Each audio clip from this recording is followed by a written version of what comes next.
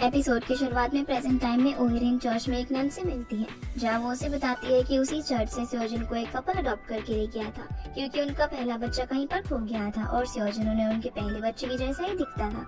इसलिए उन्होंने डिसाइड किया कि वो स्योजन को अडॉप्ट करेंगे। वो बताने लगती है कि स्योजन एक चुपचाप रहने वाला लड़का था और जब वो स्कूल में था तो वो अक्सर उनके पास आया करता था और ओहिरिन की बातें करता था, पर बहुत लंबे समय से वो उनसे मिलने के लिए नहीं आया। और ये सब कुछ जानकर ओहिरिन रोने लगती है।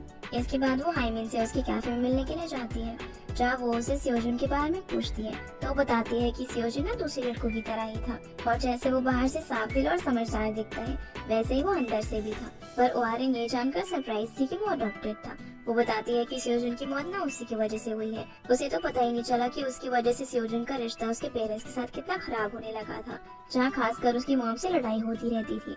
असल में हाइमिन फिर से अपने पेरेंट्स से इतने समय बाद मिलकर काफी खुश थी, लेकिन ये बात स्योजन को कहीं न कहीं हर्ट कर रही थी। इधर ओहिरिन को भी अपने आप पर काफी रिग्रेट फील होता है कि स्योजन के साथ 10 साल रहने के बाद भी वो उसे ठीक से नहीं जान पाई थी। अब वो घर जाकर फिर से स्योजन का अकाउंट खोलने की कोशिश करती है, लेकिन इस बार पासवर्ड इनकरेक्ट बता रहा था। इसके बाद वो स्योजन का कैमरा निकालती है और फोटो क्लिक करने लगती है, लेकिन कैमरा टूट चुका था। अब उसके पास स्योजन को बचाने के लिए एक ही रास्ता था, इसलिए वो फिर से वहाँ पड़े फोटोज में से एक को जला देती है और पास में चली जाती है। अब जैसे ही उसकी आंखें खुलती है तो वो क्लास में थी, जहाँ वो घड़ी में टाइम देखती है और सोचती है कि टाइम तो काफी जल्दी निकलता जा रहा है, इसलिए उसे जल्दी से स्योजन के पास जाना होगा। वो टीचर से वॉशरूम का बहाना करके जाना चाहती थी, लेकिन टीचर उसे बोलते हैं कि अगर वो बोर्ड पर लिखे हुए प्रॉब्लम को सॉल्व करेगी तो वो उसे जाने देंगे। इसलिए उसे टीचर की बात माननी पड़ती है और वो उस प्रॉब्लम को सॉल्व करने लग जाती है, लेकिन उसे तो वो प्रॉब्लम सॉल्व करनी आती ही नहीं थी। और शर्मिंदा होकर वो टीचर से कहती है कि वो क्लास खत्म होने के बाद ही वॉशरूम जाएगी। इतना कहकर वो अपनी सीट पर बैठ जाती है। क्लास खत्म होने के बाद सुनजिन ओहिरिन से बोलती है कि उसे उसकी हेल्प करनी है और वो बोल तो नहीं गई ना, लेकिन ओहिरिन को तो समझ ही नहीं आ रहा था कि आखिर वो किस बारे में बात कर रही है। इसलिए वो हंसते हंसते बोलती है कि हाँ उसे सब याद है, जबकि उसे कुछ भी याद नहीं था। सुजिन उसे बताती है कि उसके पास काम खत्म करने का वही दिन था, इसलिए उसे भूलना नहीं है। अगले सीन में ओहिरिन देखती है कि स्योजन और बाकी दोस्त एक फोटो कॉन्टेस्ट का पोस्टर देख रहे थे। वो स्योजन से पूछती है कि उसने रजिस्टर किया है ना, तो वो उसे हैरान होकर कहता है कि वो लोग पहले ही रजिस्टर कर चुके हैं। स्योजन यहाँ पर उसे बोलता है कि आजकल वो कुछ ज्यादा ही चीजें भूलने लगी है, उसे ना अपने दिमाग का इलाज करवाना चाहिए। जो सुनकर ओहिरिन जोर से हंसने लगती है और कहती है कि वो तो सबसे मजाक कर रही थी। यहाँ पर सुजिन उसे फिर से याद दिलाती है कि वो उसके काम के लिए लेट ना हो, वरना वो उसे हमेशा के लिए दोस्ती तोड़ देगी। इसके बाद ओहिरिन और उसके फ्रेंड सब लोग साथ में बैठकर कॉन्टेस्ट के बारे में बात कर रहे थे, पर ओहिरिन को तो स्योजन की फिक्र थी और वो बस बैठे बैठे उसे ही नोटिस कर रही थी। इसके बाद वो फिर से स्योजन का सोशल मीडिया अकाउंट खोलती है और इस बार अकाउंट खुल भी जाता है, जहाँ उसकी प्राइवेट पोस्ट में लिखा हुआ था कि वो इस फैमिली को कैसे अपनी रियल फैमिली मान सकता है और वो कैसे इन सभी लोगों के साथ करीबी रिश्ता बना सकता है। ये सोच सोच कर उसका दिमाग खराब रहता है, जो देखकर ओहिरिन स्योजन के पास जाती है। वो देखती है कि स्योजन अपनी मॉम के लिए मैसेज टाइप कर रहा था कि आज वो फ्री है तो वो लोग डिनर पर जा सकते हैं, लेकिन वो इस मैसेज को भेजने से काफी हिचकिचा रहा था, क्योंकि लास्ट वाले इंसिडेंट से वो बहुत शर्मिंदा था। ओहिरिन उसे यहाँ पर समझाती है कि उसे अपनी मॉम को कुछ भी कहने से हेजिटेट नहीं होना चाहिए, और वो स्योजन का फोन लेकर टाइप किया हुआ मैसेज सेंड कर देती है, जिस पर तुरंत ही स्योजन की मॉम का रिप्लाई भी आ जाता है और वो हाँ करती है। इसके बाद वो अपनी मॉम से मिलने के लिए जाता है, जहाँ वो पॉकेट से एक चिट निकालता है जिसमें ओहिरिन ने उसके लिए कुछ बातें लिखी हुई थी कि जब भी वो अपनी मॉम से बात करे तो एक स्माइल के साथ करे और अपनी मॉम की और उनके बीच की टेंशन को कम करे। उसे पढ़कर वो अपनी मॉम से मिलने के लिए जाता है और वैसे ही बिहेव करता है जैसे कि ओहिरिन ने उसे बताया था। अब उसकी और मॉम के बीच की टेंशन कम होने लगी थी, जहाँ उसकी मॉम उसे पूछती है कि आज उसका दिन इतना अच्छा कैसे गया, तो वो ओहिरिन के बारे में बताता है कि वो लड़की थोड़ी सी बुद्धू और भुलक्कड़ है। और इधर पीछे की टेबल पर बैठी हुई ओहिरिन उसकी सारी बातें सुन रही थी और गुस्सा कर रही थी, क्योंकि स्योजन उसकी मॉम से उसकी बुराई कर रहा था। फिर स्योजन और मॉम डिनर करने के बाद वहाँ से चले जाते हैं, जहाँ ओहिरिन भी जल्दी से उठकर उनका पीछा करती है और जल्दबाजी में अपना फोन वहीं पर भूल गई थी और उसके फोन में उसकी फ्रेंड के काफी सारे मिस कॉल्स थे। इसके बाद रास्ते में जाते हुए स्योजन की मॉम बताती है कि हाइमिन ने भी उन्हें डिनर पर इनवाइट किया था, तो स्योजन कहता है कि फिर उन्होंने उसे क्यों चूज किया, तो मॉम बोलती है कि क्योंकि उसने उसे फर्स्ट टाइम इनवाइट किया था। स्योजन पिछली रात वाले इंसिडेंट के लिए अपनी मॉम से सॉरी कहता है, क्योंकि उसने गुस्से में उन्हें कह दिया था कि वो हमेशा से उनके लिए हाइमिन का सब्स्टिट्यूट रहा है। मॉम उसे ये भी बताती है कि हाइमिन खो गई थी, तो स्योजन को देखकर उन्हें हाइमिन की याद आती थी, क्योंकि उसका फेस बिल्कुल हाइमिन के जैसा था। माना कि उस वक्त वो हाइमिन को भूलने के लिए स्योजन को अडॉप्ट करके लेकर आए थे, लेकिन वक्त के साथ साथ वो स्योजन से प्यार करने लगे थे और उसे कभी भी नहीं खोना चाहते थे। ये सब सुनकर स्योजन भी उनसे माफी मांग लेती मिलता है और उनके बीच फिर से सब कुछ ठीक हो जाता है। वो आर्यन भी चुपके से इन लोगों को देखकर काफी खुश हो रही थी। तभी उसे याद आता है कि वो अपना फोन रेस्टोरेंट में ही भूल गई है। वो रेस्टोरेंट में जाकर रिसेप्शन से अपना फोन लेती है और सूजन की मिस कॉल देखती है। इसलिए वो सूजन को कॉल बैक करती है, पर वो उसका फोन नहीं उठाती। तभी उसे सूजन का कॉल आता है और वो उसे मिलने के लिए चली जाती है, क्योंकि उसके मन में ये था कि अभी सूजन की जान बचाना ज्यादा जरूरी है। वो सूजन से मिलती है, जहाँ सूजन उसे मदद करने के लिए थैंक्स कहता है, क्योंकि आर्यन की वजह से उसके और उसकी मॉम के बीच सब कुछ ठीक हो चुका था। वो सोचती है कि अब सब कुछ ठीक हो चुका है, इसलिए वो आत्महत्या नहीं करेगा। पर तभी अचानक से उसके कानों में तेज दर्द होता है और वो प्रेजेंट में पहुंच जाती है, जहाँ वो अपनी फोटो एल्बम में सूजन को ढूंढती है, लेकिन उसे सूजन का एक भी फोटो नहीं मिलता। यहाँ तक कि उसका सूजन के साथ भी कोई फोटो नहीं था। वो अपने फोन में सूजन का कॉन्टैक्ट सर्च करती है, लेकिन उसे कुछ भी नहीं मिलता। अब सच जानने के लिए वो सूजन के बॉयफ्रेंड को कॉल करती है, जहाँ उसे पता चलता है कि उन दोनों ने तो स्कूल टाइम में ही बात करना बंद कर दिया था। तभी उसे याद आने लगता है कि जब वो सूजन से नहीं मिल पाई थी, तब सूजन को उस पर काफी गुस्सा आया था। इस वजह से सूजन ने उससे हमेशा के लिए बात करना बंद कर दिया। इस सब के बाद भी आर्यन ने उससे बात करने की बहुत कोशिश की, लेकिन सूजन की जिद के आगे आर्यन की कोशिश नाकामयाब रही। तभी पीछे से आर्यन को सूजन की आवाज आती है और वो सूजन को देखकर काफी हैरान हो गई थी। इसलिए बिना कुछ गौर किए वो दौड़कर सूजन को हक कर लेती है और उसे बोलने लगती है कि उसने उसे बहुत ही मिस किया। सूजन उसकी आंखों में आंसू देखकर कहता है कि वो उससे मिलकर इतनी सरप्राइज क्यों हो रही है, वो दोनों तो रोज ही मिलते हैं ना। अगले सीन में सूजन और आर्यन डिनर कर रहे थे, जहाँ आर्यन तो खाना खा ही नहीं रही थी और बस सूजन को ही खाते हुए देखकर काफी खुश हो रही थी।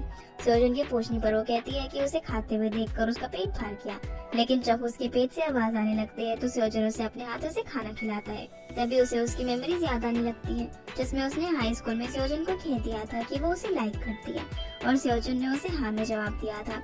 तब से ये दोनों एक दूसरे को डेट कर रहे थे। वो आर्यन अब अपने बेडरूम में जाकर सोच रही होती है कि उसे सूजन के साथ कैसे बिहेव करना चाहिए। तभी सूजन रूम में आ जाता है तो आर्यन उससे पूछती है कि क्या वो उसके साथ बेड पर सोएगा। सूजन कहता है कि अगर वो नहीं चाहती तो वो यहाँ से जा सकता है, पर वो आर्यन मुस्कुराते हुए कहती है कि नहीं नहीं, मेरा मतलब ये नहीं था। फिर सूजन अब उसे किस करने के बजाय वहाँ पड़ी एल्बम को उठाकर देखने लग जाता है और उसे एक फोटो दिखाते हुए कहता है कि इस दिन आर्यन काफी जेलस हुई थी, क्योंकि उसने दूसरी लड़कियों के साथ फोटो लिया था और फिर जेलसी की वजह से उसने उन लड़कियों की क्लास में जाकर जोर से चिल्लाया था कि सूजन मेरा बॉयफ्रेंड है। लेकिन जब वो आर्यन उसमें सूजन का फोटो देखती है तब वो थोड़ी सी इमोशनल हो जाती है। जब सूजन ये बात नोटिस करता है तो वो उसे एल्बम को बंद करने के लिए सोने को कहता है। वो आर्यन उसे हक करके कहती है कि वो सुबह होते ही ना उसे छोड़कर चला जाएगा, पर सूजन कहता है कि वो कहीं पर भी नहीं जाएगा और हमेशा उसके साथ ही रहेगा। अब अगली सुबह जब वो आर्यन उठती है तो एक बार के लिए शॉक हो जाती है, क्योंकि सूजन उसके पास नहीं था। पर तभी वो बाहर से आता है और आर्यन के पूछने पर वो बताता है कि वो बाहर खाना लेने के लिए गया था, जो देखकर उसकी जान में जान आती है। सूजन उसे बोलता है कि आज उसकी आफ्टरनून शिफ्ट है। अब क्योंकि आर्यन को उसके साथ टाइम स्पेंड करना था, इसलिए वो भी उसके साथ रहने के लिए हाफ डे लीव ले लेती है और दोनों घूमने के लिए जाते हैं और साथ में लंच करते हैं। आर्यन के लिए छोटी छोटी चीजें ही काफी स्पेशल थी, क्योंकि सूजन का उसकी लाइफ में फिर से आना उसके लिए मिरेकल की तरह था। लंच के बाद ही दोनों आर्यन के ऑफिस पहुंचते हैं, जहाँ पर सूजन आर्यन को रिंग पहनाता है जो वो उसकी कार में भूल गई थी।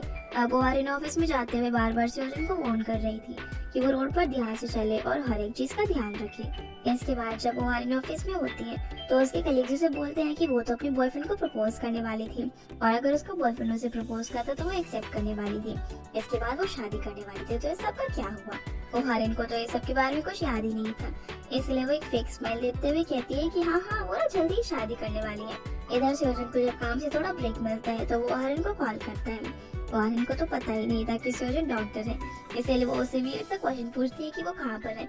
तो सूजन बताता है कि वो हॉस्पिटल में होगा ना। सूजन बताता है कि उसे एक पेशेंट को हैंडल करते वक्त थोड़ी सी चोट आ गई। ये सुनकर आर्यन को उसकी फिक्र होने लगती है, पर सूजन उसे बोलता है कि उससे फिक्र करने की कोई जरूरत नहीं है और काम के बाद वो उसे पिक करेगा। लेकिन वो आर्यन से रहा नहीं चाहता और काम खत्म होते ही वो सीधा सूजन के पास पहुंच जाती है और उसे जल्दी से अपना घाव दिखाने के लिए कहती है, जो कि सिर्फ एक छोटा सा घाव था, जो देखकर उसे थोड़ा चैन मिलता है। तभी वहाँ पर किम आता है। वो आर्यन उससे पूछती है कि वो वहाँ पर कैसे है, तो किम बताता है कि उसे याद नहीं है क्या कि वो भी सूजन के साथ ही काम करता है। जब वो आर्यन उसका आई कार्ड देखती है तो उसे पता चलता है कि वो भी एक डॉक्टर है। इसके बाद ये तीनों बैठे ही थे, जहाँ पर वो आर्यन किम से सूजन के बारे में पूछती है तो वो बताता है कि सूजन काम की वजह से बहुत ही बिजी है, इसलिए वो दोनों एक दूसरे को टाइम नहीं दे पाते। किम की बातों से आर्यन को लग रहा था कि उन दोनों के बीच कुछ ठीक नहीं है। किम यहाँ पर उसे बताता है कि सूजन भी अक्सर उसे याद करती रहती है। ये जानकर आर्यन थोड़ी सी अपसेट होती है।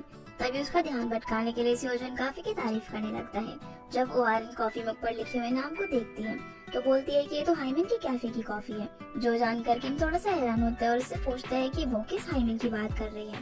ओआरएन बताती है कि वो सियोजन की बहन के बारे में बात कर रही थी, पर वो देखती है कि ये सुनकर सियोजन थोड़ा सा अपसेट हो जाता है। तभी किम धीरे से ओआरएन से कहता है कि ये कॉफी वो हाइमन की कैफे से नहीं लाया है और हाइमन की तो स्कूल टाइम में एक एक्सीडेंट में मौत हो गई थी। ये जानकर ओआरएन को कुछ समझ नहीं आ रहा था। सियोजन उसे बताता है कि उसकी मौत का जिम्मेदार वो है, क्योंकि जिस दिन वो और उसकी मॉम डिनर पर गए थे उसी दिन हाइमन का एक्सीडेंट हुआ था। वो कहता है कि अगर मॉम उसकी जगह हाइमन से मिलती तो शायद उसकी जान बच जाती। अब घर आकर ओआरएन रिग्रेट करती है कि अगर वो पास में कुछ नहीं बदलती तो उसकी और सूजन की दोस्ती भी नहीं टूटती और हाइमन का भी एक्सीडेंट नहीं होता। ओआरएन फिर हाइमन के एक्सीडेंट के बारे में रिसर्च करती है, जहाँ प्रूफ हो गया था कि वो असल में मर चुकी है। अब हाइमन को बचाने के लिए वो फिर से फोटो जलाकर पास्ट में जाती है, जहाँ वो देखती है कि ये वही दिन था जब उसने टीचर के सामने वॉशरूम का बहाना किया था।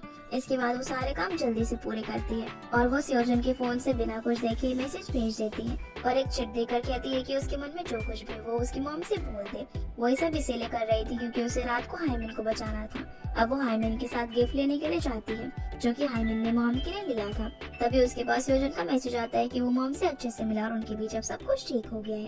इधर ओआरएन जैसे तैसे उस जगह पर पहुंचती है जहाँ पर हाइमन का एक्सीडेंट होने वाला था और जब वो एक बाइक को हाइमन की तरफ तेजी से आता हुआ देखती है तो वो जल्दी से दौड़ती है, पर अचानक से उसके कान में तेज दर्द होने लग जाता है। लेकिन वो हाइमन का एक्सीडेंट होने से रोक लेती है और फिर से प्रेजेंट में आ जाती है, जहाँ वो जब अपने फोन में उसका कॉन्टैक्ट सर्च करती है तो उसमें हाइमन का नंबर सेव था। इसके बाद जब वो फोटो एल्बम खोलती है तो देखती है कि उसमें सियोजन का एक भी फोटो नहीं था और उसके फोन में भी उसका नंबर सेव नहीं था। ये देखकर वो फूट फूट कर रोने लगती है क्योंकि उसने फिर से सियोजन को खो दिया था।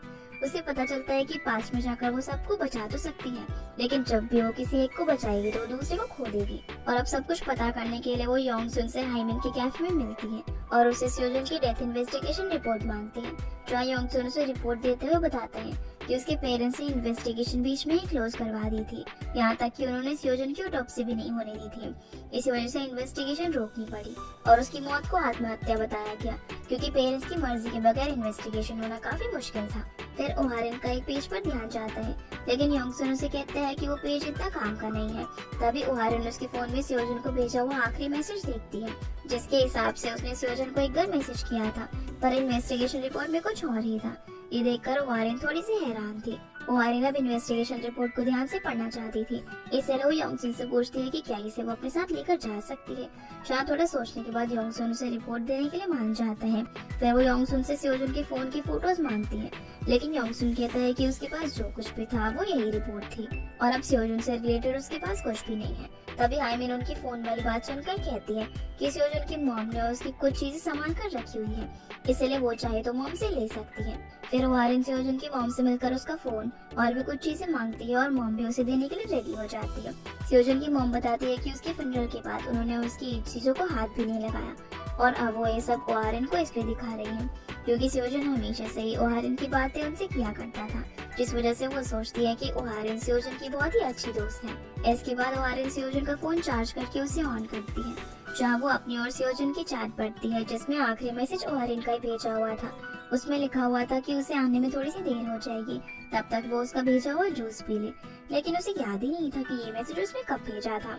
तभी उसे याद आता है कि 10 साल पहले जब वो सियोजन से मिलने के लिए जा रही थी तो क्लास की एक लड़की ने उसे रोककर कहा था कि उसे टीचर ने बुलाया है, पर जब वो टीचर से मिली तब टीचर उसे बोलते हैं कि उन्होंने तो उसे बुलाया ही नहीं। इन्वेस्टिगेशन रिपोर्ट में कुछ ऐसे पॉइंट्स थे, जैसे कि उसका सियोजन को ड्रिंक ऑफर करने वाला मैसेज, उसके पेरेंट्स का इस केस को आत्महत्या बताकर बंद करवाना और भी काफी सारी चीजें ओआरएन को थोड़ी सी वियर्ड लग रही थी। तो वो इन पॉइंट्स को डायरी में लिख देती है, जिससे वो हर एक पॉइंट को क्लियर कर पाए। अब क्योंकि ओआरएन को किसी की भी बातों पर यकीन नहीं था और उसे हर चीज अपनी आंखों से देखनी थी, इसलिए वो फिर से एक फोटो जलाती है और पास में पहुंच जाती है, जहाँ उसकी आंख अपनी आर्ट क्लास में खोलती है।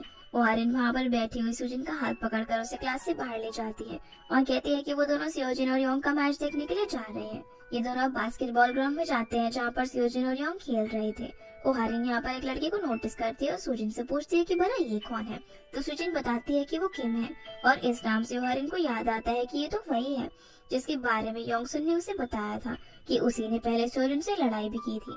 तभी किम खेलते हुए सियोजन को धक्का दे देता है और वो नीचे गिर जाता है, जिसकी वजह से सियोजन के हाथ में चोट आ जाती है। सेओजन के फ्रेंड्स यहाँ पर किम से लड़ने लगते हैं, लेकिन किम झूठ बोल देता है कि उसने उसे धक्का नहीं दिया था। सेओजन भी इस बात को आगे नहीं बढ़ाना चाहता था, इसीलिए वो अपने फ्रेंड्स को लड़ने से रोक देता है। इसके बाद वो आर्यन सेओजन के पास आती है और उसे डांटने लगती है कि वो अपनी ना बिल्कुल भी केयर नहीं करता। वो उसे हॉस्पिटल जाने के लिए कहती है, पर सेओजन कहता है कि उसकी चोट इतनी गहरी नहीं है कि उन्हें हॉस्पिटल जाने की जरूरत पड़े। पर वो आर्यन कहाँ मानने वाली थी और वो उसे जबरदस्ती हॉस्पिटल लेकर जाती है। और जब डॉक्टर उसके हाथ पर बैंडेज लगा रहे होते हैं तो आर्यन नोटिस करती है कि उसके लेफ्ट हैंड में चोट लगी हुई है, तो वो अपना लेफ्ट हैंड कैसे काट सकता है। उसे ये भी याद आता है कि उसके बर्थडे वाले दिन सेओजन के लेफ्ट हैंड में दर्द था, इसीलिए उसने साइकिल की चाबी उसे दी थी, क्योंकि वो साइकिल नहीं चला पा रहा था। उसे अब समझ आ गया था कि सेओजन ने आत्महत्या नहीं की थी, और वो चलते चलते ये बात खुद से कहती है। इसी के साथ ये एपिसोड यहीं पर खत्म हो जाता है। तो गाइस, ये थी आज की वीडियो एंड आई होप आप लोगों को ये वीडियो पसंद आई होगी, तो इस वीडियो को लाइक कर चैनल को सब्सक्राइब जरूर कीजिएगा। आपसे फिर मिलते हैं अगले एपिसोड में, तब तक के लिए गुड बाय।